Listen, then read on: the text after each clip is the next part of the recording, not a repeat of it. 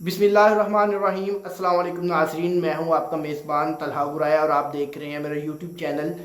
नाज़रीन इकराम, आज के इस व्लॉग के अंदर हम पिछले व्लॉग को जो है वो कंटिन्यू करेंगे और पिछले व्लॉग के अंदर मैंने आपको दो तीन अहम चीज़ों के बारे में बताया था कि कल के दिन यानी कि 10 अक्टूबर को जो हमारे DGISPR साहब हैं वो पेशावर के अंदर एक अहम प्रेस कॉन्फ्रेंस करेंगे जिसमें वो पाक अफ़गान जो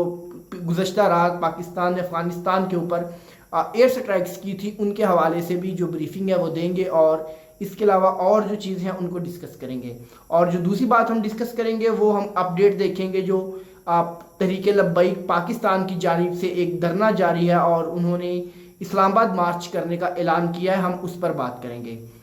नाज़रीन इकराम, सबसे पहले हम बात करते हैं जो आज DGISPR साहब ने एक प्रेस कॉन्फ्रेंस की है, एक ब्रीफिंग दी है पेशावर के अंदर। और हमेशा से ज़्यादातर वो इस्लामाबाद के अंदर प्रेस ब्रीफिंग करते हैं, बट ये वाली जो उन्होंने प्रेस कॉन्फ्रेंस है वो इस्लामाबाद की बजाय उन्होंने पेशावर में करना मुनासिब समझी। तो उन्होंने आज दोपहर को 3:30 बजे एक प्रेस कॉन्फ्रेंस की और उन्होंने जो है वो सरहदी इलाकों के और खैबर पख्तूनख्वा के हवाले से वही जो आम रवायती बातें होती हैं, सबसे पहले तो वो डिस्कशन की कि हमें जो ये सारी दहशत गर्द हैं वो अफ़गानिस्तान के ज़रिए आ रहे हैं और ये इंडिया करवा रहा है, इस तरह की काफ़ी बातें की। लेकिन कुछ पॉइंट्स उन्होंने इसमें ऐसे भी जिक्र किया कि जो उनके मौक़िफ़ की तरदीद करते हैं। सबसे पहले उन्होंने कहा कि हमारा किसी भी सियासी जमात से किसी भी किस्म का कोई मसला नहीं है, तमाम सियासी जमातें हमारे लिए एक जैसी हैं, हमारा किसी से किसी भी किस्म का जो है वो झगड़ा नहीं है।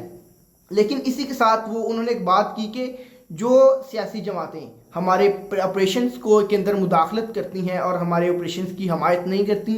और वो हमें किसी भी सूरत में काबिल कबूल नहीं है। इधर उन्होंने रेफरेंस दिया सिंध और पंजाब का कि वहाँ पर दहशत गर्दी क्यों नहीं होती, क्योंकि वो गवर्नमेंट्स जो है वो हमारे साथ मिलकर चलती हैं और खैबर पख्तूनख्वा की गवर्नमेंट जो है वो हमारे साथ मिलकर नहीं चलती, इसीलिए वहाँ पर किसी भी किस्म की दहशत गर्दी को कंट्रोल नहीं किया जा सकता। लेकिन उन्होंने साथ ये कहा कि मैं इधर अपने जो पेशावर के और खैबर पख्तूनख्वा की गयूर अवाम है उनका शुक्रिया अदा करता हूँ कि वो इस तमाम सफ़र में हमारे साथ जो है वो कंधे से कंधा मिलाकर खड़े रहे और उन्होंने हमारी हमायत की। लेकिन अगर हम ग्राउंड रियलिटी को देखें तो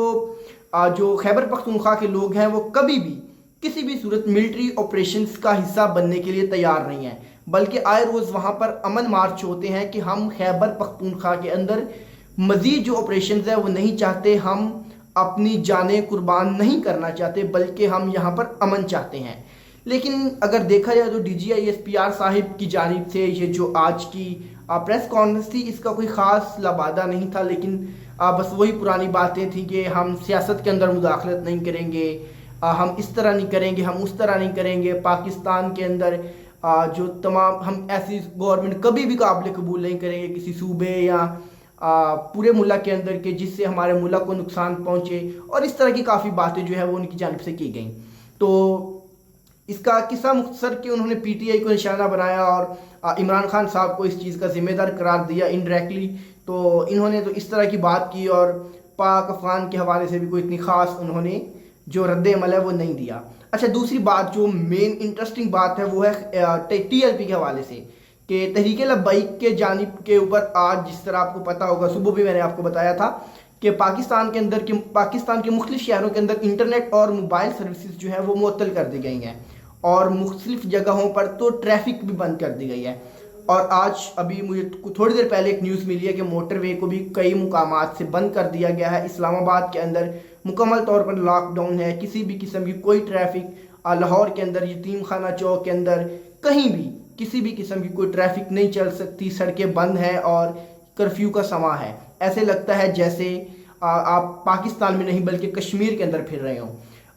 मैं आपको याद दिलाना चाहूँगा ये वही तहरीके लब्बैक पाकिस्तान है कि जब नवंबर के अंदर पिछले साल पाकिस्तान तहरीक इंसाफ के ऊपर डायरेक्ट गोलियां चलाई गई तो इनकी जानिब से ये कहा गया कि नचन वालियां दे पुत्र आज़ादी दी जंग नहीं लड़ सकते, तो इनके ऊपर काफ़ी तनकीद होती रही। लेकिन आज अगर हम देखें तो आज जब इनकी जो लाहौर के अंदर एक मस्जिद है रहमतुल्लिल आलमीन, वहाँ पर जुमे की नमाज के दौरान पुलिस ने क्रैकडाउन किया और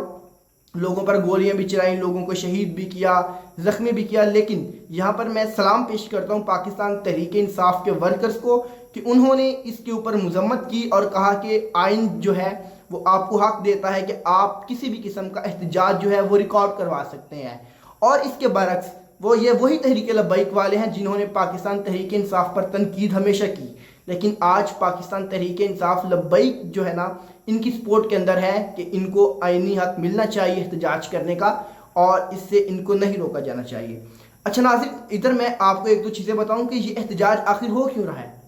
इसका कोई सबब भी तो होगा ना कि इस एहतजाज का आखिर मकसद क्या है। जी हाँ, इस एहतजाज को तो पहले होना चाहिए था जब फ़लस्तीन और गज़ा का मसला था, लेकिन अभी तो उधर भी सीज़ फायर का